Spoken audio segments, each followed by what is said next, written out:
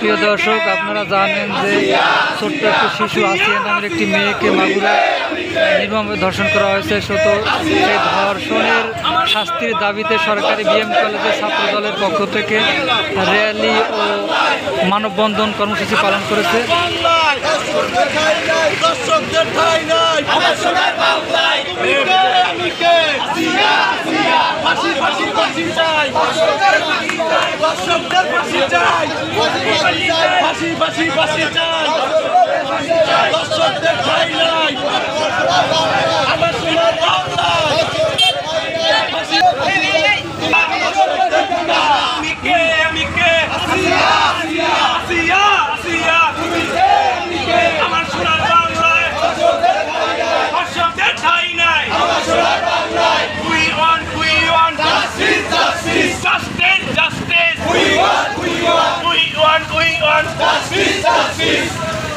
দড়ি লাগলে দড়ি নে, দর্শকের ফাঁসিতে কোন তোমার ভয় নাই, রাজপথ ছাড়ি নাই, কোন তোমার ভয় নাই, দর্শকের ফাঁসিতে।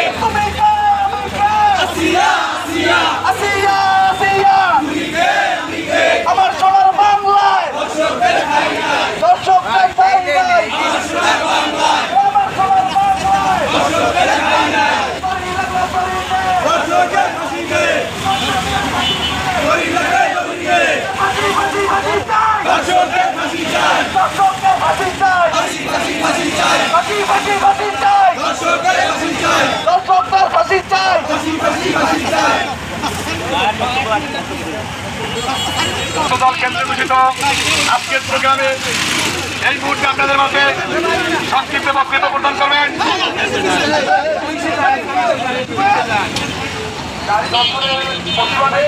বাংলাদেশে নৈতিক অবস্থান সমাজের অবক্ষয় রয়েছে, নারী নিপীড়ন সমাজে।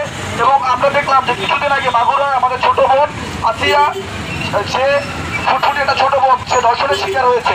আমরা এই ধরনের ধর্ষণের দৃষ্টান্তমূলক শাস্তি চাই এবং ফাঁসি চাই।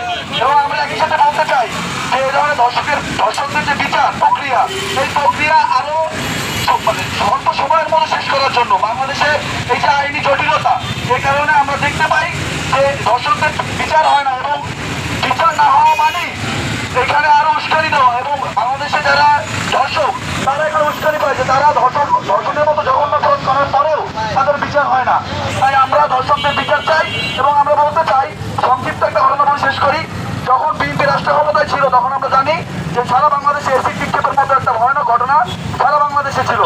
সেখানে আমাদের আপসহীন দেশনেত্রী বেগম খালেদা জিয়া, তিনি আইনের মাধ্যমে সেই এসিড নিক্ষেপ বন্ধ করেছেন এবং দৃষ্টান্তমূলক শাস্তির ব্যবস্থা করেছেন। এবং আমরা এখন দেখতে পাই সারা বাংলাদেশে এসিড নিক্ষেপের মতো ঘটনা আর ঘটে না, বছরের একটা দুটো ঘটনা আমরা দেখি না।